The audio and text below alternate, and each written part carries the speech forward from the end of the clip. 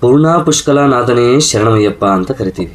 ಯಾರು ಈ ಪೂರ್ಣ ಪುಷ್ಕಲ ದೇವಿಯರು ಅಂದರೆ, ಪೂರ್ವ ಕಶ್ಯಪ ಪ್ರಜಾಪತಿಗೆ ಒಬ್ಬ ಸತ್ಯಪೂರ್ಣ ಅಂತ ಒಬ್ಬ ಮಗ ಇರ್ತಾರೆ. ಅವ್ರಿಗೆ ಶಾಸ್ತ ಅಂದರೆ ಬಹಳ ಪ್ರೀತಿ ಭಕ್ತಿ. ಹಾಗಾಗಿ ಇವರು ತಪಸ್ಸಿಗೆ ಹೋಗಿ ಕುಳಿತುಕೊಳ್ತಾರೆ ಶಾಸ್ತಾಗೋಸ್ಕರ.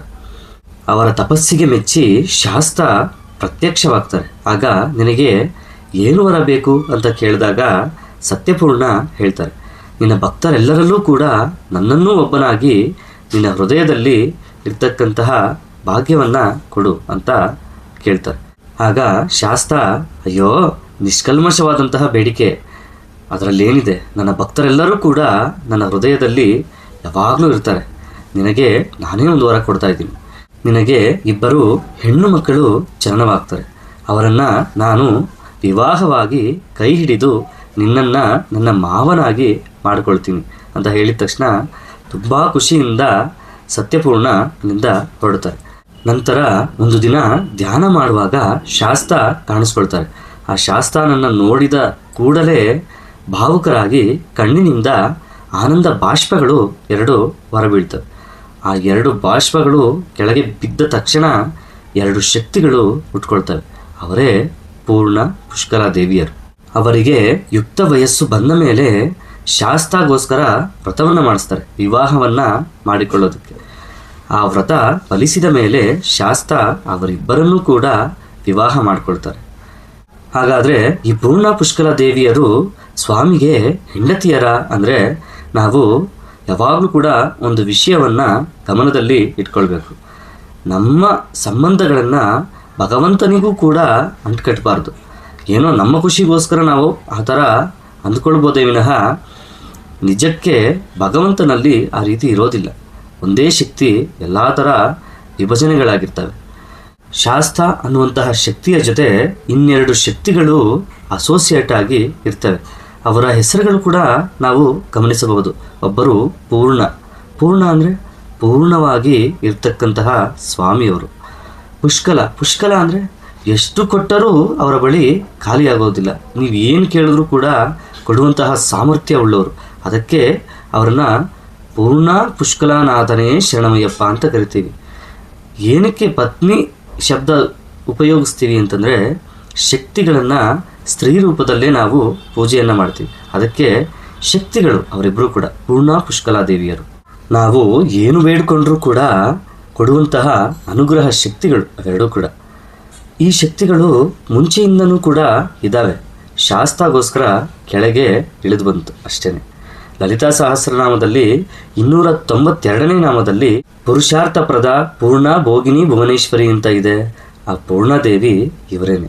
ಹಾಗೆ 804ನೇ ನಾಮದಲ್ಲಿ ಪುಷ್ಟಾ ಪುರಾತನ ಪೂಜ್ಯ ಪುಷ್ಕಲ ಪುಷ್ಕರೇಕ್ಷಣ ಅಂತ ಬರುತ್ತೆ. ಆ ಪುಷ್ಕಲಾದೇವಿ ಇವರೇನೆ. ಇವು ಪುರಾಣಗಳ ಕಾಲದ ಉಲ್ಲೇಖಗಳು. ಇಷ್ಟಕ್ಕೂ ಈ ಉಲ್ಲೇಖ ಯಾವ ಗ್ರಂಥದಲ್ಲಿದೆ ಸ್ವಾಮಿಗಳೇ ಅಂದರೆ, ಸ್ಕಂದ ಪುರಾಣದ ಶಂಕರ ಸಂಹಿತೆಯಲ್ಲಿ ಸಿಗುತ್ತೆ ನಿಮಗೆ. ಹಾಗೆ ಇತಿಹಾಸಕ್ಕೆ ಹೋದಾಗ ನೇಪಾಳ ದೇಶದಲ್ಲಿ ಪಳಿಂಜವರ್ಮ ಅಂತ ಒಬ್ಬ ರಾಜ, ಅವ್ರನ್ನೇ ಪಳಿನ್ಯವರ್ಮ ಅಂತ ಕೂಡ ಕರಿತಾ ಇದ್ರು. ಅವರು ಮಹಾನ್ ಕಾಳಿಕಾದೇವಿ ಭಕ್ತ. ಅವರಿಗೆ ಒಂದು ದುರ್ಬುದ್ಧಿ ಹುಟ್ಟುತ್ತೆ. ಯಾವಾಗಲೂ ಕೂಡ ನಾವು ಯವ್ವನವಾಗೇ ಇರಬೇಕು ಅನ್ನುವಂತಹ ಆಲೋಚನೆ ಬರುತ್ತೆ. ಅದಕ್ಕೆ ಯಾರ್ದೋ ಒಬ್ಬರ ಸಲಹೆ ತಗೊತಾರೆ. ಅವ್ರು ಹೇಳ್ತಾರೆ, 108 ಕನ್ಯೆಯನ್ನು ಬಲಿ ಕೊಟ್ಟರೆ ನೀವು ಯಾವಾಗಲೂ ಕೂಡ ಯವ್ವನದಿಂದಾನೇ ಇರಬಹುದು ಅಂತ. ಆಗ 107 ಜನ ಕನ್ಯೆಯರನ್ನು ಬಂಧನ ಮಾಡ್ತಾರೆ. 108ನೇವರು ಒಬ್ಬ ಬ್ರಾಹ್ಮಣ ಮಗಳನ್ನು ಕರ್ಕೊಂಡು ಬರ್ತಾರೆ.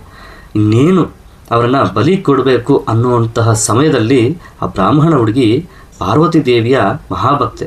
ಎಲ್ಲರಿಗೂ ಸಹ ಒಂದು ಮಂತ್ರವನ್ನು ಹೇಳ್ಕೊಂಡು ಬೇಡ್ಕೊಳ್ತಾರೆ ಪಾರ್ವತಿ ದೇವಿಯನ್ನು. ಆಗ ಆ ಭಕ್ತಿಗೆ ಮೆಚ್ಚಿ ಪಾರ್ವತಿ ದೇವಿ ಶಾಸ್ತಾರನ್ನು ಆ ಮಕ್ಕಳನ್ನು ರಕ್ಷಿಸು ಅಂತ ಹೇಳಿ ಕಳಿಸ್ತಾರೆ. ಶಾಸ್ತ ಅಂದ್ಕೊಂಡ್ರೆ ಎಷ್ಟೊತ್ರಿ, ಆ ಪಳಿನ್ಯವರ್ಮನ್ನ ಆಗಲೇ ಮುಗಿಸ್ತಾರೆ. ಆದರೆ ಅವರು ಕೂಡ ಮಹಾಭಕ್ತ. ಅದಕ್ಕೆ ಶಾಸ್ತ ಗುರುಸ್ವರೂಪ ಅಲ್ವಾ, ಒಂದು ಕಡೆ ಕೂರಿಸ್ಕೊಂಡು ಹೇಳ್ತಾರೆ, ನಿನಗೇನು ಹುಚ್ಚ, ಎಲ್ಲರೂ ಕೂಡ ಒಂದಲ್ಲ ಒಂದು ದಿನ ಹೋಗಲೇಬೇಕು, ಯಾರೂ ಕೂಡ ಇಲ್ಲಿ ಶಾಶ್ವತ ಅಲ್ಲ ಅಂತ ಹೇಳಿ ಪಳಿಂಜವರ್ಮನಿಗೆ ಬೋಧನೆ ಮಾಡ್ತಾರೆ. ಆ ಗುರುವೇ ಬಂದು ಅವರಿಗೆ ಬೋಧನೆ ಮಾಡಿದಾಗ ಅರ್ಥ ಆಗದೆ ಇರುತ್ತಾ, ಅರ್ಥ ಆಗುತ್ತೆ. ಆಗ ಅಷ್ಟು ಹೆಣ್ಣು ಮಗಳನ್ನು ಬಿಟ್ಬಿಟ್ಟು ಆ ಬಳಿಂಜ ವರ್ಮ ಹೇಳ್ತಾರೆ, ಪ್ರಭು ನೀನೇ ನನ್ನನ್ನು ಉದ್ಧಾರ ಮಾಡೋದಕ್ಕೋಸ್ಕರ ಭೂಲೋಕಕ್ಕೆ ಬಂದಿದ್ದೀಯಾ, ನನಗೋಸ್ಕರ ನೀನು ಒಂದು ಉಪಕಾರವನ್ನು ಮಾಡಬೇಕು, ನನ್ನ ಮಗಳಾದ ಪುಷ್ಕಳಾದೇವಿಯನ್ನು ನೀವು ವಿವಾಹ ಮಾಡಿಕೊಳ್ಬೇಕು ಅಂತ ಹೇಳಿ ವಿವಾಹವನ್ನು ಮಾಡಿಕೊಡ್ತಾರೆ. ನಂತರ ಕೇರಳ ಪ್ರದೇಶವನ್ನು ಪಿಂಚಕವರ್ಮ ಎಂಬ ರಾಜ ಪರಿಪಾಲಿಸ್ತಾ ಇರ್ತಾರೆ. ಅವರು ಬೇಟೆಯಾಡಲು ಹೋದಾಗ ದಾರಿ ತಪ್ಪಿ ಯಾವುದೋ ಒಂದು ಬೆಟ್ಟದ ಮೇಲೆ ಹೋಗಿ ನಿಲ್ತಾರೆ. ಆಗ ಅವರನ್ನು ಭೂತ ಪ್ರೇತ ಪಿಶಾಚಗಳು ಹಿಂಬಾಲಿಸ್ಕೊಂಡು ಬರ್ತವೆ. ಅವರಿಗೆ ಭಯವಾಗಿ ಪರಮೇಶ್ವರನನ್ನು ಧ್ಯಾನ ಮಾಡ್ತಾರೆ. ಮೊದಲೇ ಅವರು ಕಪಾಲೇಶ್ವರ ಮಹಾಭಕ್ತರಾಗಿರ್ತಾರೆ. ಆಗ ಶಿವ ಶಾಸ್ತಾರನ್ನು ಕಳಿಸ್ತಾರೆ, ನನ್ನ ಭಕ್ತನನ್ನು ಕಾಪಾಡು ಅಂತ. ಆ ಶಾಸ್ತ್ರ ಅವರ ಬಳಿ ಬಂದ ತಕ್ಷಣ ಅಲ್ಲಿ ಇರ್ತಕ್ಕಂತಹ ಭೂತ ಪ್ರೇತ ಪಿಶಾಚಗಳೆಲ್ಲ ಕೂಡ ಚಲ್ಲಾಪಿಲ್ಲಿಯಾಗಿ ಓಡೋಗ್ತವೆ. ಆಗ ಮಹದಾನಂದವಾಗಿ ಅವರು ಶಾಸ್ತಾರ ಪಾದವನ್ನು ಹಿಡಿದು ನಮಸ್ಕರಿಸ್ತಾರೆ. ಅವರ ಸೇವೆಯನ್ನು ಮಾಡ್ತಾ ನನ್ನ ಮಗಳಾದಂತಹ ಪೂರ್ಣಾದೇವಿಯನ್ನು ನೀನು ವಿವಾಹವನ್ನು ಮಾಡ್ಕೋ ಅಂತ ಹೇಳಿ ವಿವಾಹವನ್ನು ಮಾಡ್ತಾರೆ.